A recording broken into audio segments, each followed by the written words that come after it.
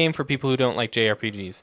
To me, it solves all the issues that sometimes you run into JRPGs where it's like it's almost too much talking and like, you're just sitting there reading dialogue. Yeah.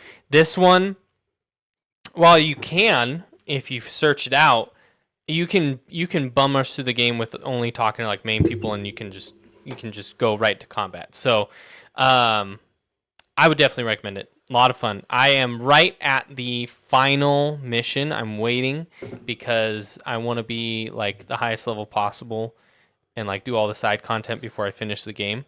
But I'm having a blast with that. And then in between, I also started Doom the Dark Ages, and Doom the Dark Ages is also a blast.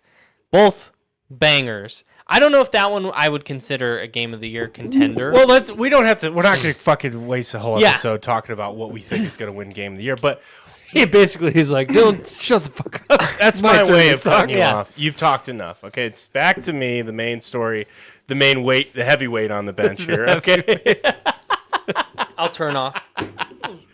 No, because what I want to talk about is this year. I feel like we went into this year kind of a little bit dogging about the releases. We're like, what's it called?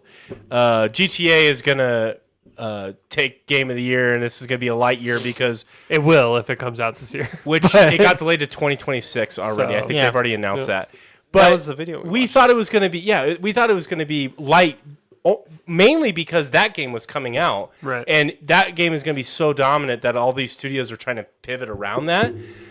But it's turned into a little bit of a banger of a year here. I mean, I was going through the list and I was watching this video of some guys mentioning some games that came out this year, and I'm like, this has actually been a pretty dense year. So, Path of Exile 2, it came out like early access in December, but that's probably going to release this year. Yeah. We have Ghosts of Yote, Hades 2, Death Stranding, Split Fiction, the Kingdom Come Deliverance, the remaster of Oblivion, Expedition 33, Indiana 33, Jones. Indiana Jones, which I didn't play, but people really liked it. People good. Really liked it. It's that good. game's interesting in and of itself. And then Monster Hunter Wilds, like.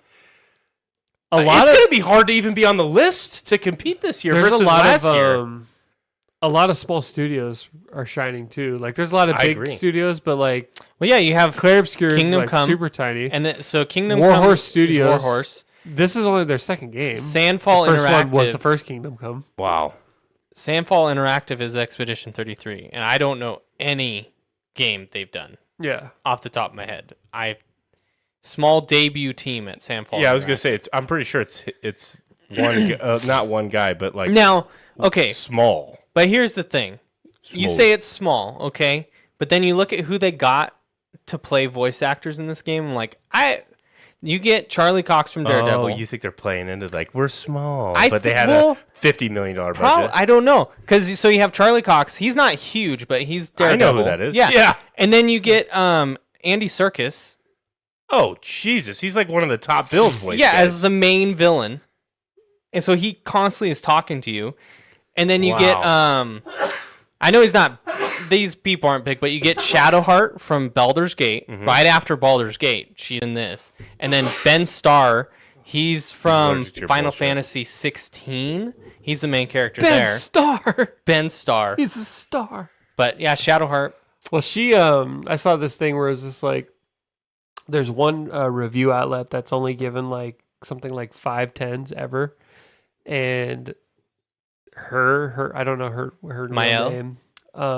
She's been in 3 of them because she was in Elden Ring, Baldur's Gate, bit of a and simp, now Claire. It's just, so she's in 3 of like the 5, 10 out of 10, 10 out of 10s at this company game. But that is quite the resume that she's building up, though. Baldur's Gate, Elden Ring, this game, that voice actor. It's pretty crazy. Yeah.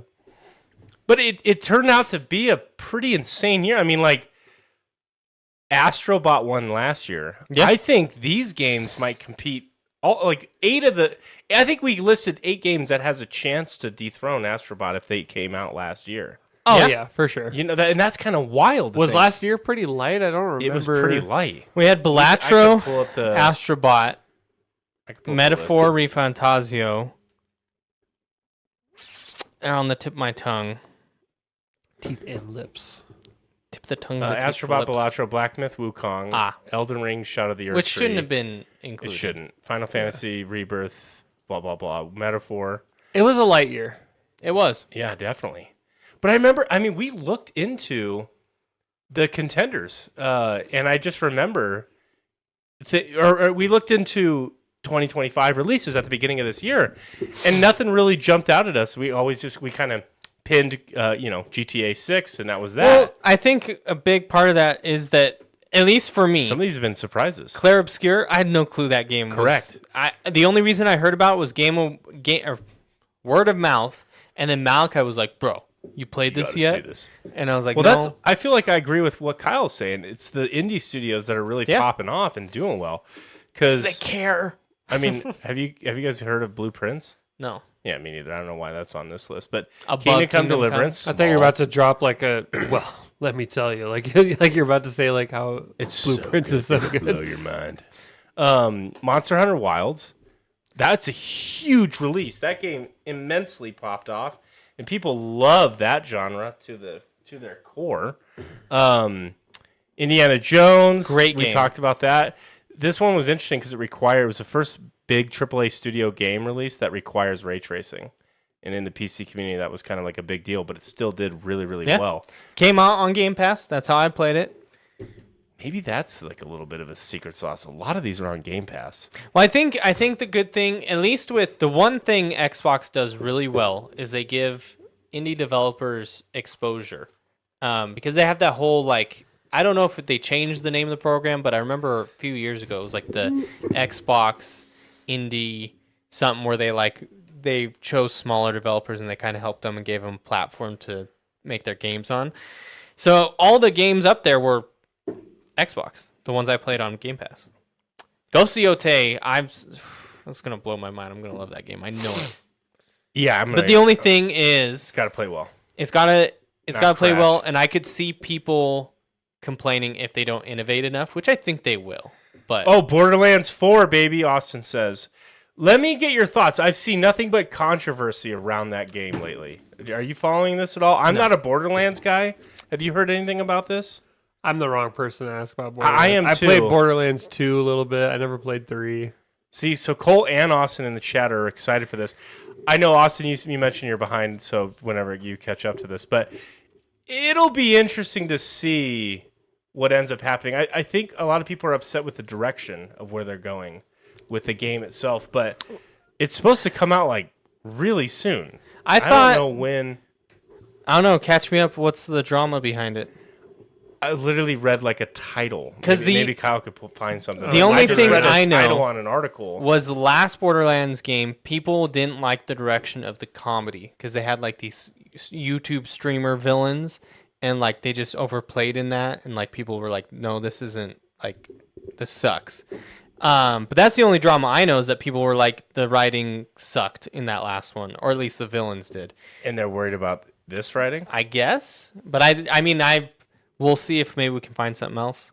That wouldn't be like, I don't feel like that would be drama. That would just be like a more of a One of the things that speculative. I'm seeing is they've announced that it might be $80 at launch.